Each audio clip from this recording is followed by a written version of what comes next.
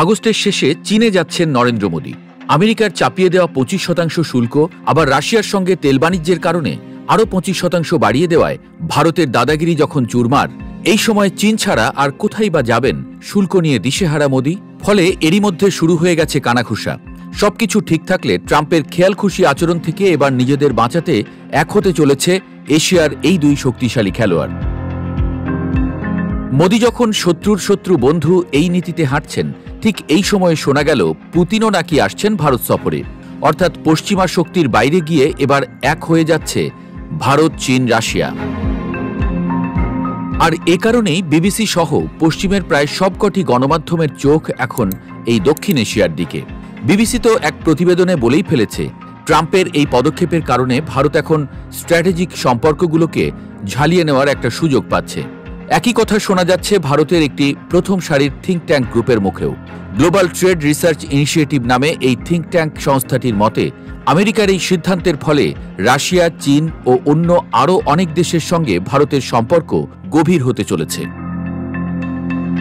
ট্রাম্পের সমস্যা কিন্তু কেবল ভারতের সঙ্গে নয়, কানাডা, ব্রাজিল অথবা আর্জেন্টিনা কিংবা মধ্যপ্রাচ্য সবাইকে ভয় দেখিয়ে তিনি নিজের পথে আনতে চেষ্টা করেছেন। চীন, রাশিয়া তো রয়েছেই। ট্রাম্প বোধহয় এটা ভুলে যাচ্ছেন, যেই রাশিয়ার কারণে বাণিজ্যের জন্য এত শুল্কের চাপ, সেই রাশিয়া থেকে ভারত ছাড়াও ব্রাজিল, চীন, তুরস্ক সবাই তেল আমদানি করে। এর মধ্যে ভারতের মোট তেল আমদানির 35%ই আসে রাশিয়া থেকে। এখন চীন, রাশিয়া, ভারতের সঙ্গে যদি যোগ দেয় তুরস্ক, ব্রাজিল, কানাডা, সব দেশগুলো যদি এক হয়ে যায়, তাহলে কিন্তু উল্টো একঘরে হয়ে যাবেন ট্রাম্প নিজেই। আর এটা সম্ভবত মোদী বেশ ভালোই বুঝতে পারছেন। আর সেজন্যই শত্রুর শত্রু বন্ধু নীতিতে বিশ্বাসী হয়ে ওঠা মোদী বোধহয় কৃষি ও দুগ্ধজাত পণ্যের বাজারে আমেরিকাকে ঢুকতে দিতে চাচ্ছেন না। এর মধ্যে আবার মালদ্বীপ বা ফিলিপাইনের মতো দেশগুলোর সঙ্গেও সম্পর্ক ঝালিয়ে নিতে দেখা যাচ্ছে মোদীকে। সম্প্রতি মোদীর মালদ্বীপ সফর আর ফিলিপাইনের সঙ্গে যৌথ মহড়াকে নেহায়েত সাদামাটাভাবে দেখছেন না বিশ্লেষকরা।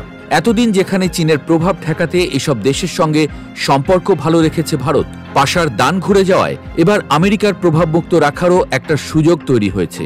আর সেক্ষেত্রে আমেরিকা বিরোধী জোটে দেখা মিলতে পারে দক্ষিণ ও দক্ষিণ পূর্ব এশিয়ার এ দুটো দেশেরও। তাহলে প্রশ্ন, সবাই মিলেমিশে গেলে বাংলাদেশের অবস্থান কোথায়? বর্তমানে কম শুল্কারোপের কারণে অন্তর্বর্তীকালীন সরকার তুলনামূলক ভালো অবস্থানে থাকলেও বিশেষজ্ঞরা সতর্ক করছেন, এখনই কোনো হঠাৎ সিদ্ধান্তে যাওয়া উচিত নয়। ভারতের মার্কিন টানাপোড়েন, মালদ্বীপ, ফিলিপাইন সক্রিয়তা আর চীন সফরের মতো পদক্ষেপগুলোতে ঘনিষ্ঠ নজর রাখতে হবে বাংলাদেশকে। কারণ যে কোনো পরিস্থিতিতে দ্রুত মানিয়ে নেয়ার প্রস্তুতি এই মুহূর্তে বাংলাদেশের সবচেয়ে বড় কূটনৈতিক অস্ত্র।